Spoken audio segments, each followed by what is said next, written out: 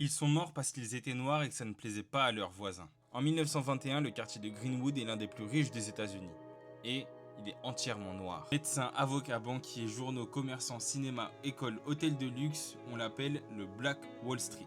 Une ville créée entièrement par des noirs, pour fuir un pays profondément raciste. Mais un jour, tout bascule. Le 30 mai 1921, un jeune noir, Dick Rowland, est accusé d'avoir V une femme blanche dans un ascenseur. Il est arrêté rapidement alors qu'il n'y a ni preuve, ni témoignage, ni plainte, parce que la dame n'a pas porté plainte, et ça a suffi pour mettre le feu aux poudres. Une foule d'environ 1500 personnes blanches exige un lynchage sur la place publique. Bien sûr, Rowland n'est pas tout seul. Des noirs de sa communauté et même de sa ville, simplement, viennent le défendre. Ça commence à se bousculer, et là, un coup de feu. Et tout part en vrille. Dans la nuit du 31 mai au 1er juin, les Blancs attaquent Greenwood. Ils brûlent des maisons, pillent des commerces, abattent des habitants dans la rue. C'est une vraie zone de guerre.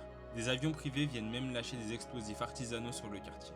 Des familles entières fuient sous les balles ou meurent dans les flammes.